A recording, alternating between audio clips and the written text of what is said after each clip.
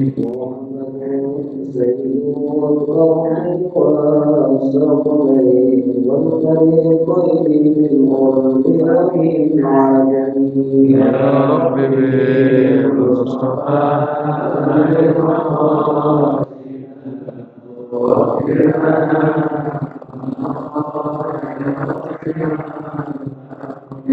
لا إيمان أمرون فلا أحد أضر في قولنا ولا عني يا رب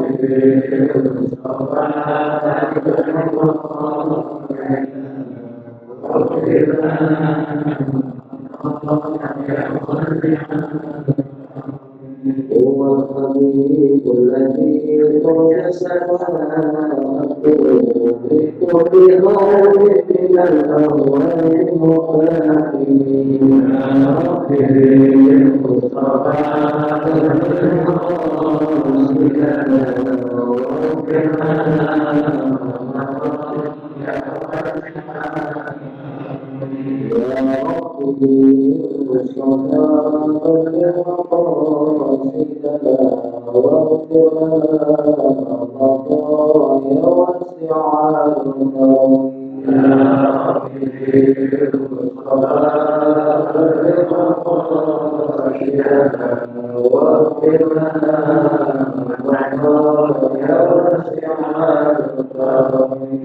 اللهم صل وسلم وبارك عليه.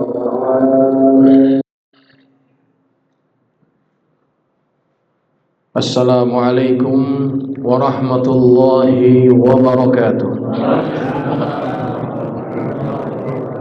Alhamdulillahi rabbil alamin wa bihi nasta'in ala umuri dunya waddin.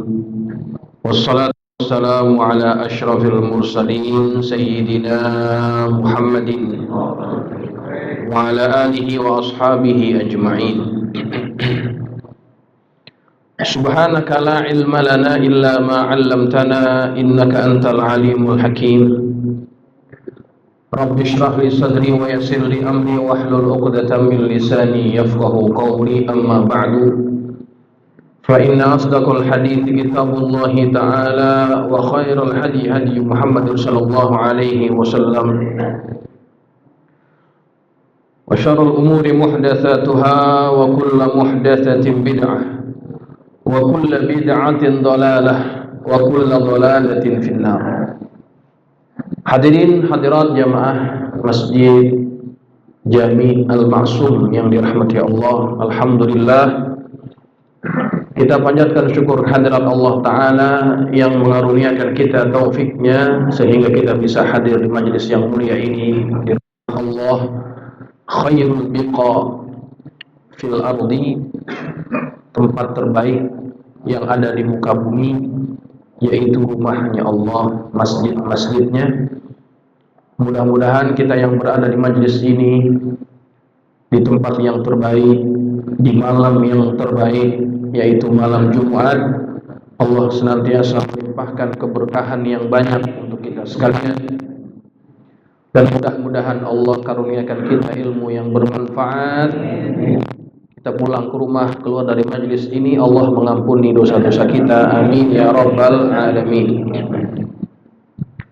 Hadirin jamaah sekalian, Al-Fakir diminta untuk menggantikan lagi guru tetap yang belum sampai ke tanah air. InsyaAllah katanya malam ini beliau akan sampai ke tanah air. Mudah-mudahan ibadah haji yang beliau laksanakan diterima dan mabrur. Dan semoga kita yang belum berkesempatan, Allah izinkan untuk kita bisa berangkat haji sebelum Allah wafatkan kita semuanya. Amin ya rabbal alamin. Hadirin jamaah yang dirahmati Allah, kita berada di penghujung tahun 1445 Hijriah. Malam ini masuk pada malam yang ke-28 dari bulan Zulhijjah. Beberapa malam lagi kita akan masuk tahun baru 1446 Hijriah. Hadirin, dalam kesempatan kuliah maghrib pada malam hari ini Al-Fakir ingin sama-sama kita saya ingin mengajak seluruh para jamaah untuk kita menggali pelajaran-pelajaran apa dari peristiwa hijrah. Sebentar lagi kita akan masuk tahun baru. Di situ banyak pelajaran yang kita bisa ambil. Hadirin jamaah sekalian, pada waktu Nabi masih hidup, tradisi menyambut tahun baru itu sama sekali tidak ada. Apalagi baca doa awal tahun dan akhir tahun, enggak ada. Cari hadisnya enggak ketemu. Karena kenapa? Karena pada zaman Nabi itu belum dikenal yang namanya kalender Islam. Gimana mau nyambut kalendernya aja nggak ada. Pada siapa kemudian dibuat kalender Islam?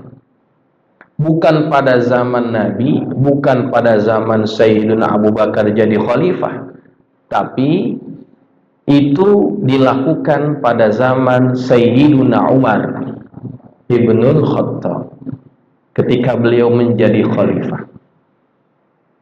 Apa latar belakangnya sehingga dibuat kalender perhitungan hari-hari dan tahun-tahun Islam? Karena pada waktu itu ada masukan dari gubernur yang memerintah di negeri-negeri umat Islam, di antaranya adalah dari Amr bin As. Waktu itu beliau menjadi gubernur Mesir. Ketika datang surat, kemudian dia tidak tahu surat yang mana yang sudah datang lebih dulu, yang mana yang baru. Gak ada tanggalnya. Ini jangan-jangan ini yang duluan, ini yang baru. Jangan-jangan ini yang belakangan, ini yang duluan. Kan nggak tahu, Pak. Suratnya itu nggak ada tanggalnya. Sehingga untuk tertib administrasi agak merepotkan.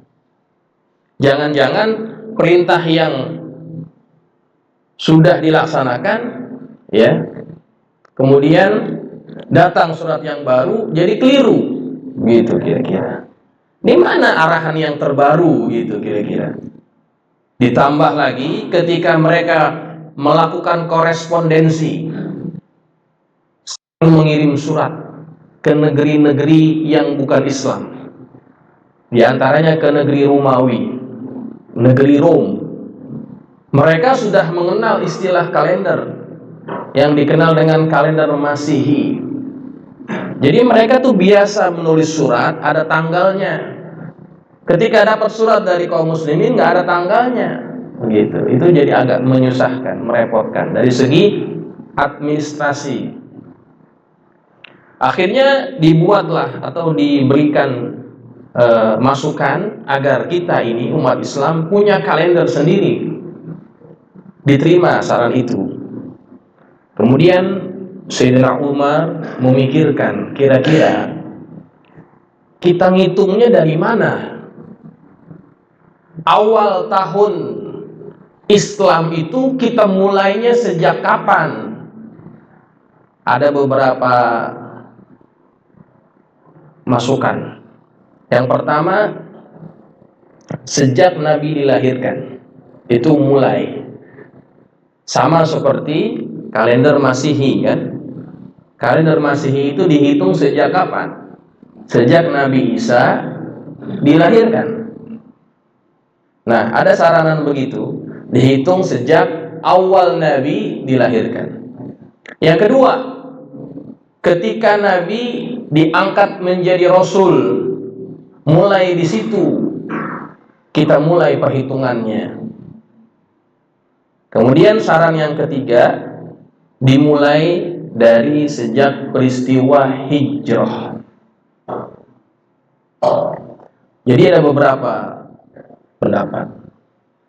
Kemudian Sayyidina Umar memilih untuk menjadikan awal perhitungan tahun baru dalam Islam itu pada mulai dari peristiwa hijrah.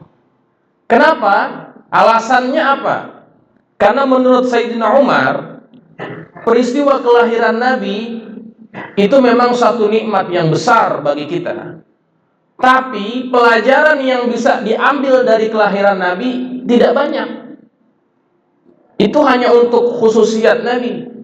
Pelajaran buat orang-orang kita, orang-orang dari kalangan umat Nabi Muhammad itu kurang banyak dapat pelajarannya. Kemudian dihitung sejak diangkatnya Nabi menjadi Rasul, itu juga tidak banyak pelajaran buat umat Islam. Karena itu hanya terjadi untuk Nabi. Yang lain nggak bisa diangkat jadi Rasul. Akhirnya Umar memutuskan perhitungan kalender Islam dihitung sejak peristiwa hijrah, karena peristiwa itu mengajarkan banyak pengajaran untuk kaum muslimin, baik yang ada pada zaman itu ataupun yang datang setelah zaman sahabat, supaya mereka bisa mengambil ibrah, pelajaran-pelajaran penting dari peristiwa hijrah. Disepakati, ijma semua para sahabat. Makanya kita kenal dengan istilah tahun baru Hijriyah gitu, karena mengambil momen hijrahnya Nabi dan para sahabat. Begitu. Nah, jamaah sekalian, kemudian penentuan bulan apa yang pertama itu juga menjadi perdebatan. Nama-nama bulan itu sudah dikenal oleh masyarakat Arab jauh sebelum Nabi dilahirkan. Jadi bukan pada saat Nabi lahir dinamain bulan-bulan itu, tidak. Jadi nama-nama bulan itu sudah dinamakan jauh sebelum Nabi dilahirkan. Masyarakat Arab sudah memakai istilah itu. Dan penamaan bulan-bulan tersebut didasari peristiwa yang melatar belakanginya. Misal, ada bulan yang namanya Ramadan. Apa artinya Ramadan? Panas, membakar. Ramad itu artinya panas. Kenapa disebut Ramadan? Karena ketika diberikan nama pada saat itu, musim yang dialami adalah musimnya sangat panas waktu itu. Maka diberikanlah nama bulan yang dinamakan itu sebagai Ramadan. Ada bulan yang namanya Rabi'. Rabi' ada dua, Rabiul Awal, Rabiul Tsani. Jadi atau Rabiul Akhir. Kenapa disebut Rabi? Karena Rabi artinya apa? Bukan, Rabi itu artinya bersemi. Karena pada waktu itu bunga-bunga atau cuacanya itu musim semi. Berkembang itu pohon-pohon, bunga-bunga, Rabi itu namanya. Kemudian ada yang namanya Jumada. Ada Jumadal Awal atau Jumadal Ula, Jumadal Tsani. Ya, kenapa disebut Jumada? Dari perkataan jamid. Apa jamid? Beku, keras. Kenapa? Karena pada saat diberikan nama pada waktu itu, cuacanya itu dingin, sehingga banyak benda-benda yang jadi beku, kira-kira begitu. Banyak deh, sampai bulan Zulhijjah. Zulhijjah, kenapa Zulhijjah? Karena bulan tersebut ada peristiwa haji, dan orang Arab sejak zaman Nabi Ibrahim sudah melaksanakan haji, maka dikenal dengan nama bulan Zulhijjah. Zulqa'dah dari perkataan Qa'ada. Kenapa? Karena orang-orang Arab pada waktu itu, khususnya orang Mekah, mereka nggak kemana-mana. Mereka duduk mempersiapkan diri untuk menyambut bulan dilaksanakannya ibadat haji. Gitu. Nah, di antara bulan-bulan itu yang dianggap istimewa adalah Muharram. Muharram yang dimuliakan. Kenapa? Karena pada bulan itu Banyak peristiwa-peristiwa sejarah yang berlaku. Makanya masyarakat Arab sangat menghormatinya. Dilarang perang pada bulan tersebut. Dia termasuk juga Ashhurul Hurum kan. Makanya disepakati dimulai perhitungan bulan tahun Islam itu dimulai dari bulan Muharram. Begitu Pak ceritanya. Ya. Jadi misalkan kalau seandainya ada yang komplain, mau ngapain tahun baru pakai baca doa, nggak ada hadisnya, kita bilang emang benar nggak ada hadisnya. Tapi salah nggak kalau kita kumpul baca doa akhir tahun awal tahun? Salah apa enggak? Nggak salah. Kenapa? Karena kita pada kegiatan itu minta sama Allah. Apa yang kita minta? Allah ampunin dosa kita yang lalu, Allah kasih perlindungan kita pada tahun yang akan datang. Kan bagus. Nggak ada salahnya kita baca doa awal tahun dan akhir tahun. Nggak ada salahnya. Nah, jamaah sekalian yang dirahmati Allah, kemudian kalau saya tanya pada jamaah, kira-kira tahu nggak Nabi itu hijrahnya kapan? Apakah Muharram, kemudian Muharram itu menjadi awal tahun? Enggak, Nabi hijrah bukan pada bulan Muharram. Nabi hijrah pada tanggal 27 Safar. Nabi hijrah berangkat dari Mekah sampai ke Madinah. Nabi sampai di Madinah tanggal 12 Rabiul Awal. Begitu ceritanya. Nah, sebelum Nabi hijrah, Nabi sudah izinkan sahabat-sahabat yang lainnya untuk hijrah lebih dulu. Nah, di sini ada pengajaran penting. Sebelum hijrah ke Madinah, Nabi sudah menyuruh sahabat-sahabatnya untuk hijrah ke negeri yang lain. Untuk apa? Untuk memberikan keselamatan kepada para sahabat yang pada waktu itu dalam keadaan ditindas. Karena umat Islam minoritas. Ditindas, Pak. Apalagi yang termasuk mustad'afin, mereka sangat tersiksa pada waktu itu. Bayangkan bagaimana siksaan yang diberikan orang-orang kafir kepada kaum muslimin. Ada sahabat Nabi yang namanya Ammar ibn Yasir. Ammar ibn Yasir ini punya bapak namanya Yasir, punya ibu namanya Sumayyah. Ketika ketahuan masuk Islam, maka keluarga ini disiksa. Ayahnya yang namanya Yasir itu diikat tangan kanan dan tangan kirinya dengan binatang. Waktu itu kuda. Kemudian dipaksa untuk mereka meninggalkan agama barunya. Kalau tidak, mereka akan dibunuh. Tapi bapaknya Ammar bin Yasir ini tetap teguh dengan pendiriannya. Ibunya yang namanya Sumayyah, dialah orang pertama yang syahid membela atau mempertahankan agamanya. Dipaksa untuk meninggalkan ajaran yang dibawa oleh Nabi Muhammad, tapi dia tidak mau bergeming. Akhirnya dia diikat, kemudian dibuka bajunya. Oleh Abu Jahal diancam, kalau tidak mau meninggalkan ajaran agamamu, aku akan bunuh kamu. Tapi Sumayyah tetap mengatakan bahwa Tuhannya adalah Allah. Maka Abu Jahal geram, diambil tombak, ditusuk dari kemaluannya Sumayyah, ditusuk sampai menembus ke belakang lehernya Sumayyah. Meninggal Sumayyah pada waktu itu. Dialah wanita pertama yang syahid. Bapaknya Ammar juga wafat. Ammar bin Yasir dia diselamatkan, dia tidak dibunuh. Tapi siksaan yang begitu berat dia terima. Ada sahabat yang namanya Allahumma sholli ala sayyidina Muhammad. Dia salah seorang sahabat yang pekerjaannya itu sebagai tukang besi, pandai besi.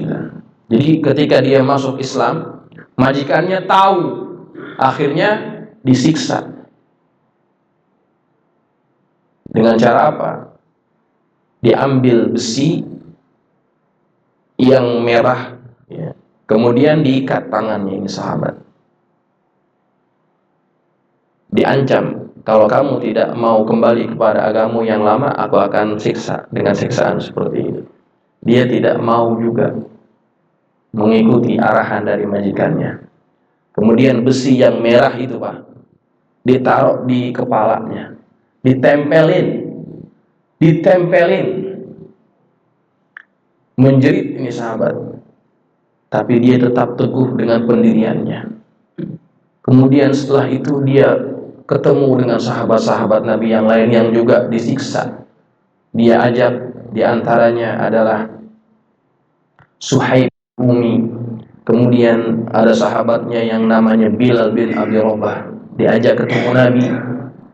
Kemudian dia ngadu pada Rasulullah, ya Rasulullah, afala tastansiru lana, afala tad'u lana. Ya Rasulullah, kenapa Anda tidak minta pertolongan kepada Allah agar Allah menolong kami? Kenapa Anda tidak minta pada Allah, berdoa kepada Allah agar Allah membantu kami? Kan kalau Nabi angkat tangan, habis itu kan, beres urusan. Tapi Nabi waktu itu yang sedang bersandar di dinding Ka'bah, didatengin sama sahabat yang sedang disiksa ini. Nabi katakan, wahai sahabatku, akan datang nanti waktunya, kalian akan berjalan dari negeri Yaman sampai ke negeri Syam. Kalian tidak akan diganggu, kalian akan aman. Artinya akan datang satu masa di mana Islam itu akan menguasai jajahan itu, daerah itu. Tapi kalian terlalu terburu-buru. Kalian terlalu terburu-buru. Disebutkan oleh Nabi, pernah ada pada zaman sebelum kalian orang-orang yang disiksa lebih parah daripada kalian. Ada seseorang yang dipaksa meninggalkan ajaran agamanya.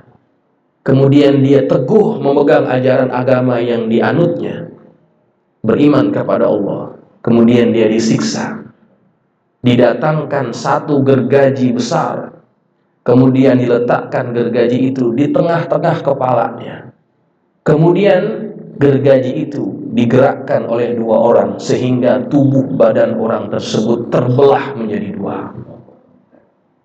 Tapi dia tetap berpegang dengan agamanya, dia tetap beriman kepada Allah.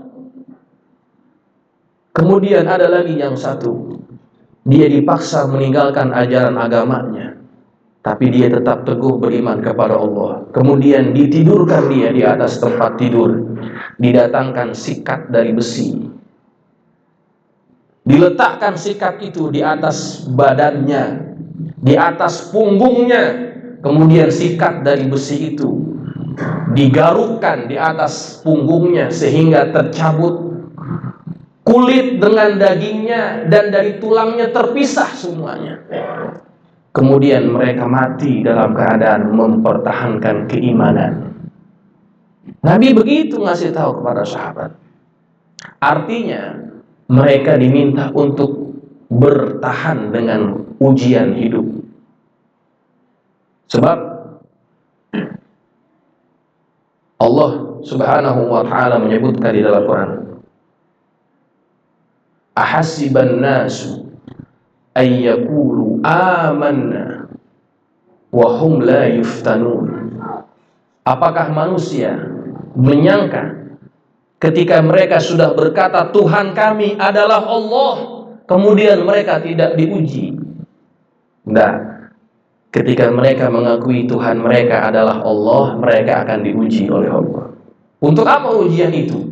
Mengetahui kadar dan kualitas keimanan mereka. Jadi jamaah, Itu keadaan yang dihadapi oleh para sahabat. Tapi Nabi kesian juga sebetulnya. Cuma emang belum waktunya nih. Ini masih ujian keimanan. Penyeleksian siapa mereka yang betul-betul terbaik dari kalangan sahabat Rasulullah. Kalau nggak kuat-kuat iman, Pak, belum tentu bisa bertahan dengan ujian seperti itu. Kalau kita hidup pada zaman Nabi, belum tentu kita jadi golongan sahabatnya Rasulullah. Dengan ujian yang begitu berat, boikot, embargo dan sebagainya, siapa yang bisa bertahan? Kadang-kadang kita nih gas naik, listrik naik, udah pusing, Pak. Apalagi dengan himpitan ekonomi yang seperti itu, belum lagi intimidasi yang sifatnya fisik dan sebagainya. Itu sangat memberatkan. Belum tentu kita bisa bertahan pada zaman itu. Makanya orang-orang yang terbaik adalah golongan para sahabat. Khairul qurun qarni, sebaik-baik kurun adalah kurunku. Di mana di situ hidup para sahabat ya Rasulullah SAW. Karena keimanan mereka nggak bisa dikalahkan oleh kadar keimanan yang lain. Susah, Pak. Luar biasa. Tapi Nabi itu juga kesian sebetulnya lihat keadaan sahabatnya yang ditindas. Maka Nabi pernah mengajarkan kepada para sahabatnya, menyuruh untuk mereka pergi ke negeri Habasyah. Pergi ke negeri Habasyah. Habasyah itu di mana? Di Afrika, Ethiopia sekarang ini. Jadi kalau kita lihat peta antara Mekah dengan Habasyah itu nggak jauh sebetulnya. Walaupun yang satu Asia, yang satu Afrika, itu cuma nyebrang laut. Ya, kalau kita lihat peta, nyebrang laut sampai ke Afrika. Di situ yang berkuasa adalah seorang raja yang beragama Nasrani, namanya Najasyi. Dia beriman dengan Nabi Isa alaihissalam. Disuruh datang ke sana. Nabi tahu dia, walaupun nggak pernah ketemu sama Nabi, tapi dia tahu raja ini raja yang baik.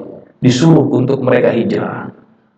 Hijrah pertama, hijrah kedua, itu diantara yang pernah hijrah itu Utsman bin Affan pernah ikut, Ja'far bin Abi Thalib pernah ikut, sahabat Mus'ab bin Umair pernah pergi ke sana. Untuk apa? Menyelamatkan diri daripada siksaan-siksaan itu. Nabi pernah menyuruh itu, tapi akhirnya mereka kembali juga.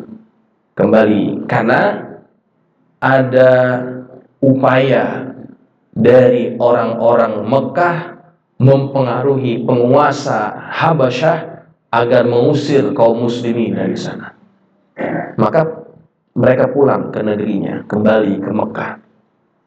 Nah, barulah setelah adanya tempat yang memadai untuk mereka hijrah.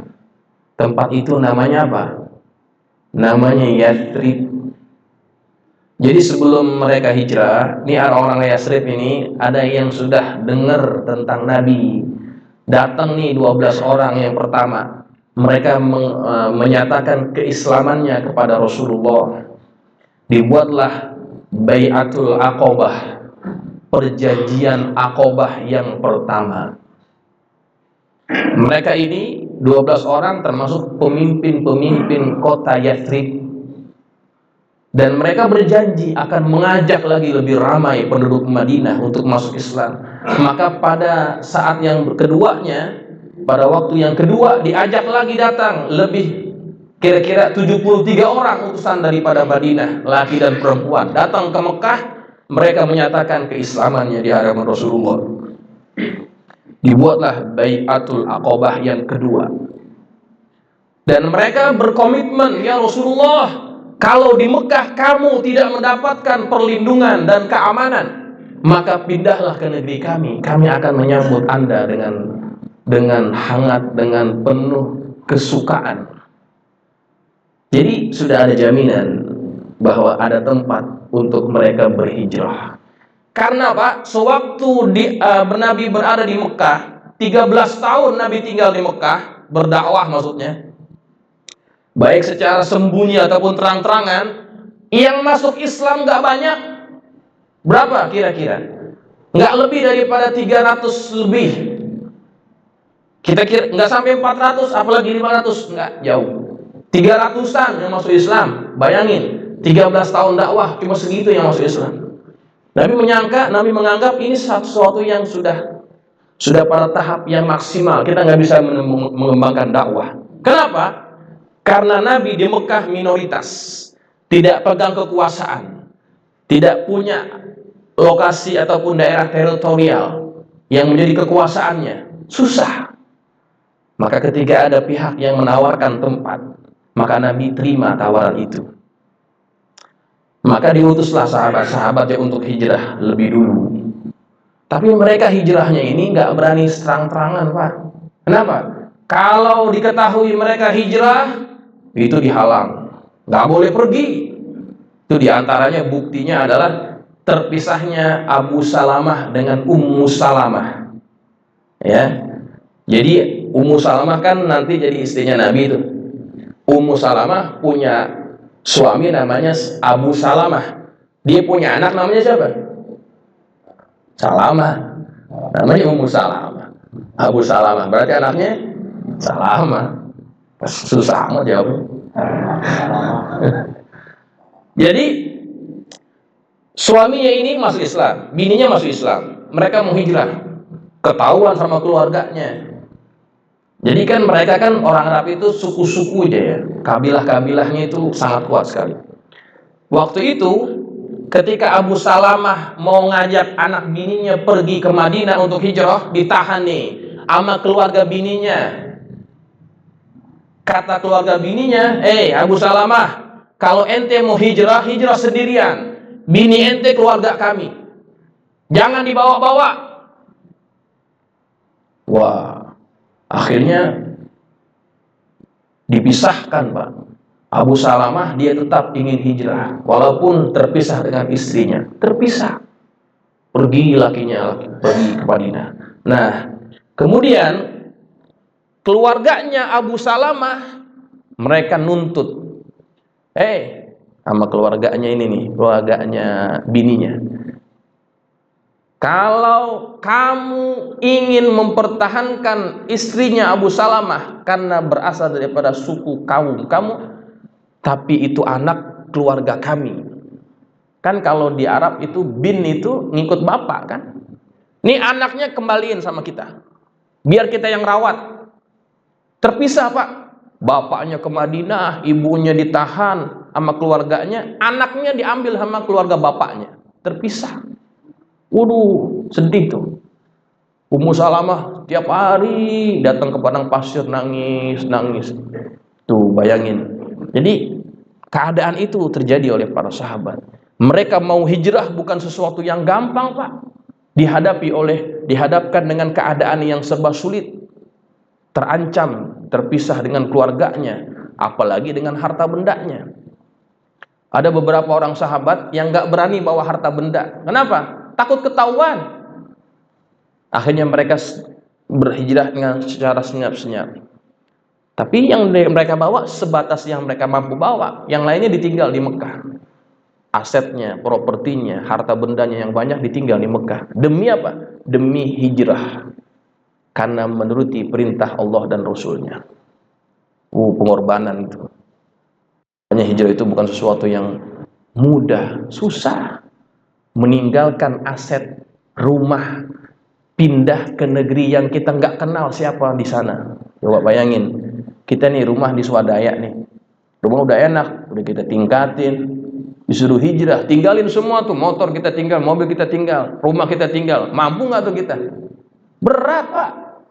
Luar biasa tuh pengorbanan para sahabat, sanggup meninggalkan harta bendanya demi mengikuti perintah Allah dan Rasulnya. Makanya itu pengorbanan itu perlu sekali. Dan itu ada pada peristiwa hijrah, Pak. Untuk mendapatkan kemuliaan di sisi Allah harus ada pengorbanan. Yang berani hijrah terang-terangan cuma satu, siapa? Umar ibn Khattab. Dia yang berani terang-terangan. Waktu dia mau hijrah nih, dia bawa semua tuh, harta bendanya yang bisa dia bawa, dibawa naik kendaraannya. Ini di sekitar Ka'bah lagi ngumpul nih pentolan-pentolan Mekah. Di Itu ada Abu Jahal, ada Abu Sufyan, ada Umayyah bin Khalaf, macam-macam tuh ada di situ. Umar lewat, kan Umar waktu itu udah masuk Islam. Umar lewat, ngelilingin dia nih. Umar, siapa yang berani sama Umar? Jangankan manusia, setan aja kalau ketemu Umar, dia nyari gang lain.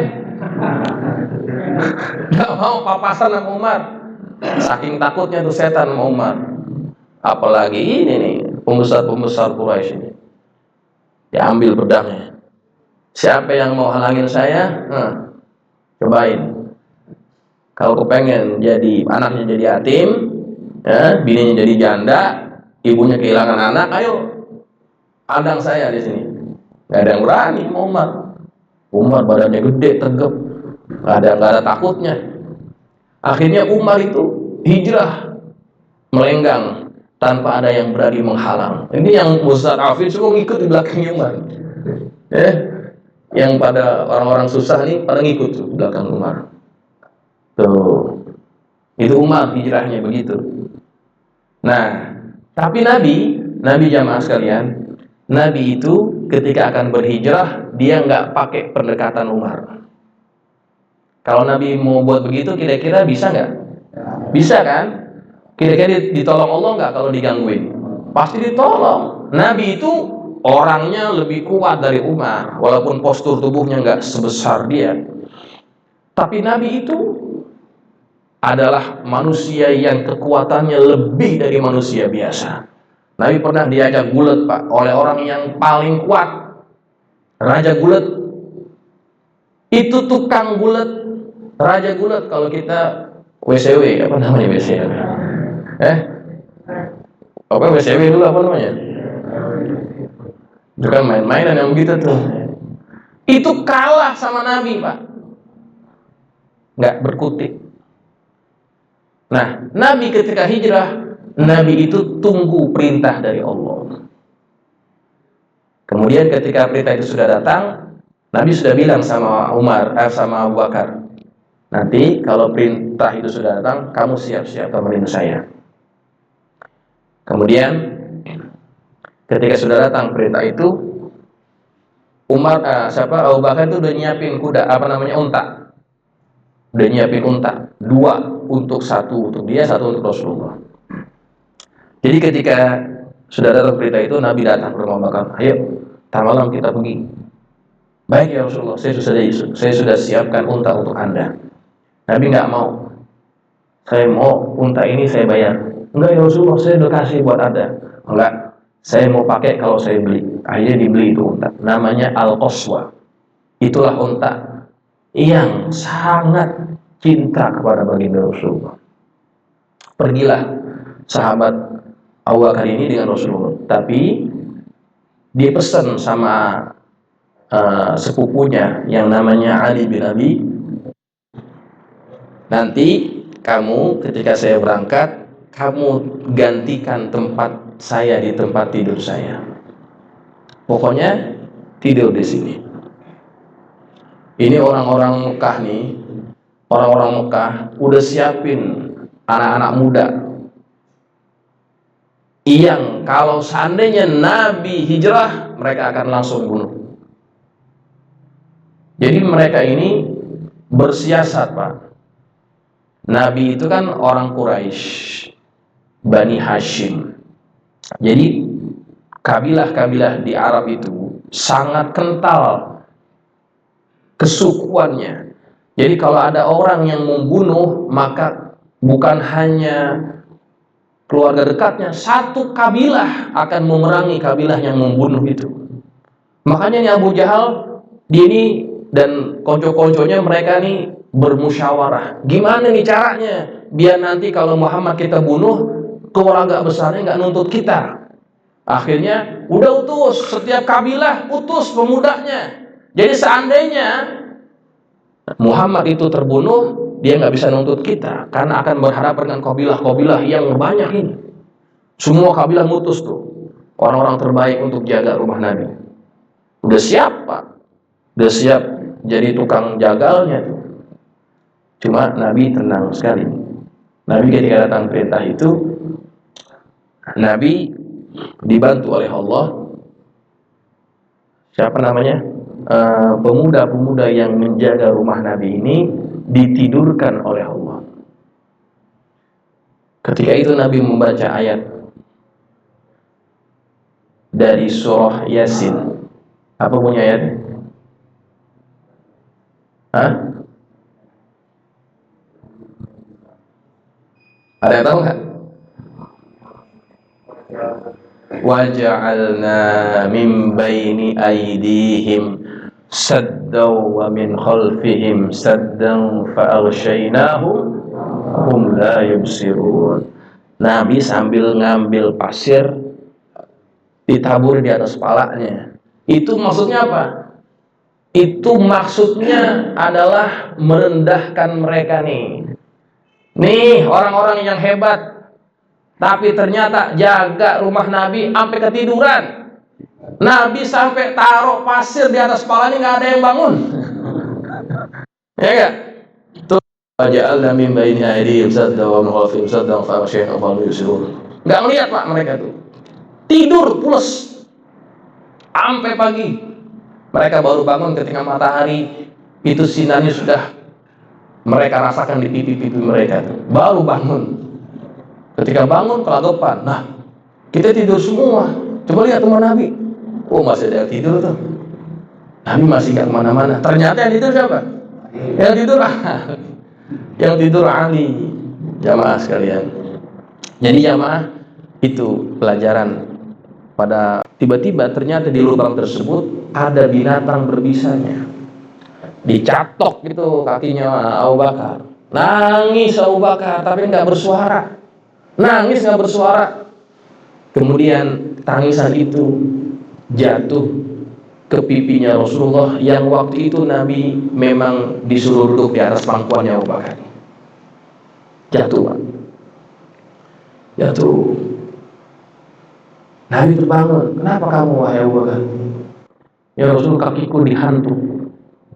Kaki aku dihantuk oleh kalajengking. Nabi lihat lukanya. Nabi lihat lukanya, kemudian Nabi doakan sampai di ludahnya Rasulullah. Diludahin, digosok, sembuh. Sembuh, nggak ada luka lagi. Tuh, mukjizat. Nah, jadi waktu itu Nabi sudah mengarahkan kepada Abu Bakar supaya anaknya yang namanya Asma mempersiapkan makanan yang dibawa setiap hari selama Nabi bersembunyi di gua itu. Jadi Asma bawain makanan ke atas. Kemudian anaknya Abu Bakar yang namanya Abdullah disuruh untuk apa? Disuruh untuk menggembalakan kambing di sekitar apa? Di sekitar Jabal Thur itu. Supaya apa? Menghilangkan jejak Nabi. Dibawa tuh gembalaannya ke situ. Ya. Nanti kalau ada susunya diminum sekalian. Begitu. Nah, pada satu malam ini orang-orang Mekah nih dia menyewa orang-orang yang punya keahlian melacak keberadaan seseorang. Jadi dia punya kemahiran itu bisa melacak keberadaan orang walaupun sudah beberapa hari. Jadi ada yang seperti itu. Kalau kita pakai anjing pelacak, Pak, dia enggak, dia bisa tahu. Bisa nyampe ke Jabal Thur. Ketika itu memang pintu guanya itu enggak sama seperti pintu gua yang kita paham ya, enggak seperti ke gua Hira, enggak kayak begitu guanya. Jadi Nabi itu di bawah, ini orang-orang di atas.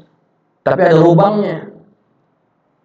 Nah, kata Abu Bakar, ya Allah, ini seandainya dia ngongok ke bawah, lihat kita nih ya Rasulullah. Gitu.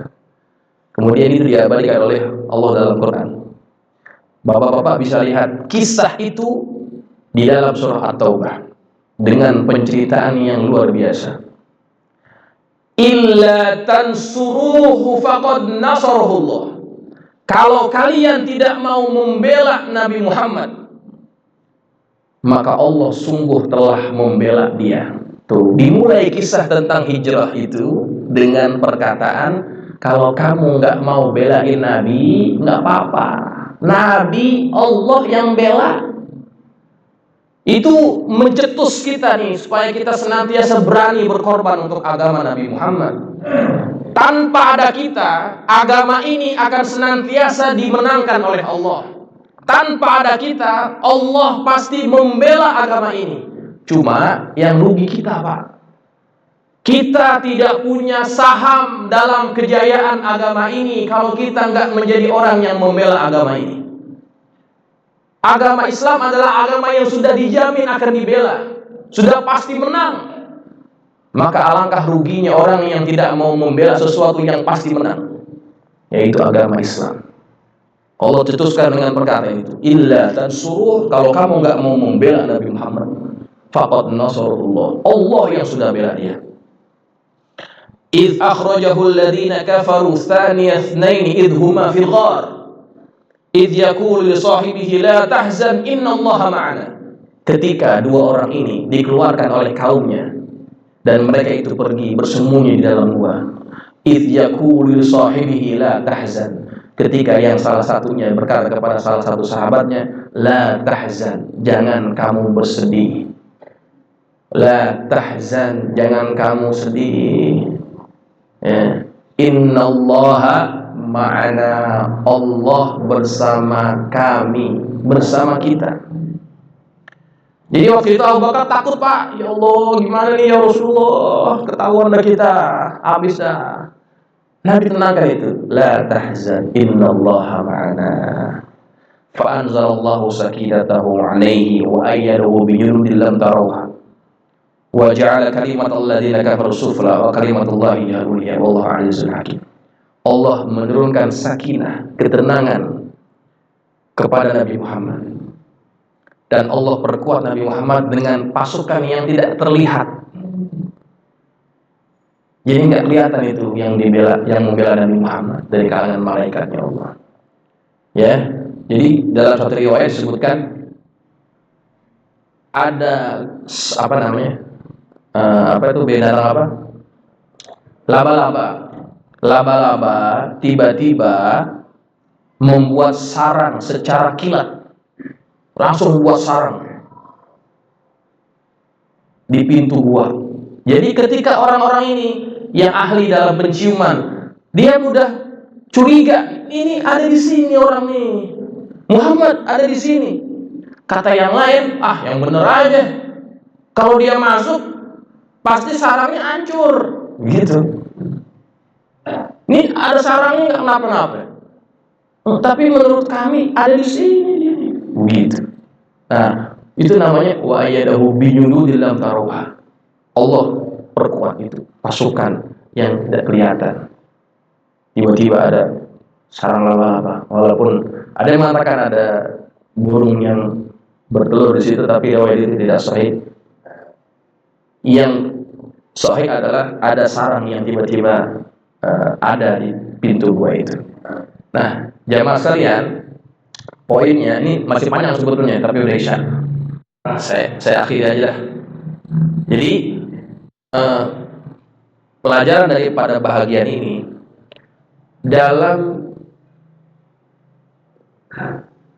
dalam kita melakukan sesuatu, walaupun kebaikan sifatnya, itu jangan asal goblek, jangan asal nekat, jangan asal berani. Nggak begitu ajaran Nabi Muhammad. Jadi walaupun agama kita ini agama benar, tapi Nabi tetap mengajarkan kepada kita semuanya harus melalui strategi. Wow, bela Islam, bela Islam. Iya bela, tapi strateginya harus dipakai. Nabi nggak pakai caranya Umar. Karena apa? Kalau Nabi pakai caranya Umar yang nekat seperti itu, akan jadi ikutan oleh umatnya. Kebenaran agama ini harus diperjuangkan dengan strategi, bukan asal semangat membela agama. Begitu, Pak. Walaupun kita tahu agama ini adalah agama yang paling benar, tetap harus ada strateginya. Ngajak orang untuk taat kepada Allah itu juga perlu strategi. dakwah itu perlu dengan strategi. Itu kira-kira poinnya, ya. Jamaah, karena kita dibatasi oleh waktu, kita tutup sampai di sini. Mudah-mudahan bermanfaat. Al-Fatihah. A'udzubillahi minasyaitonir rajim. Ya,